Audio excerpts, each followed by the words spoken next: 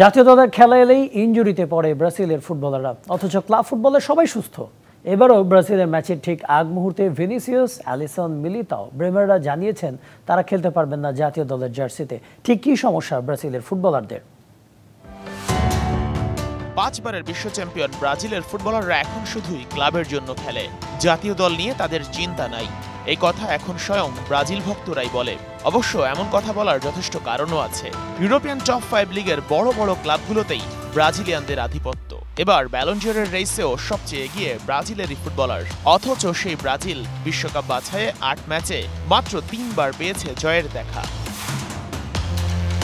জাতীয় দলের খেলা আসলেই কোনো এক অজানা কারণে দল বেঁধে ইনজুরিতে পড়ে ব্রাজিলের ফুটবলাররা। ধরা যাক রিয়াল মাদ্রিদের ব্রাজিলিয়ান সেন্টার ব্যাক এদের মিলিতাওয়ের কথা। সবশেষ ইন্টারন্যাশনাল ব্রেকের ঠিক আগ মুহূর্তে পড়েন ইনজুরিতে। ব্রেক শেষে রিয়াল মাদ্রিদের খেলা আসতেই ফুলফিট মিলিতাও নামলেন মাঠে। শুক্রবার আবারও ব্রাজিলের ম্যাচ।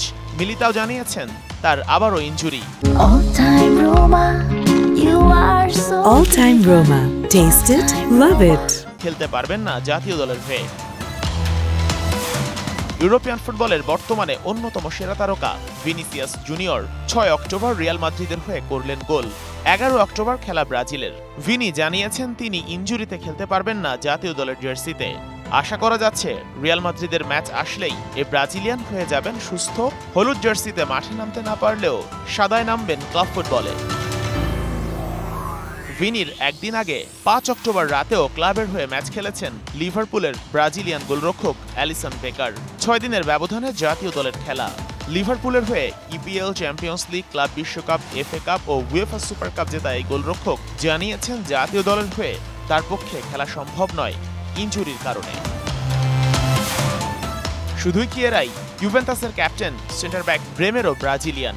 3 অক্টোবর ক্লাবের হয়ে খেলতে নেমে তিনিও নাকি পড়েছেন ইনজুরিতে। তাই তার পরিবর্তে তার চেয়ে কম গুরুত্বপূর্ণ কাউকে নিতে হয়েছে দলে। আর রিসেন্ট টাইমের সবচেয়ে বড় তারকা নেইমার তো শেষবার কবে মাঠে নেমেছিলেন সেটাই ভক্তরা মনে করতে পারছেন না। Sheikh Ashik, DBC news desk.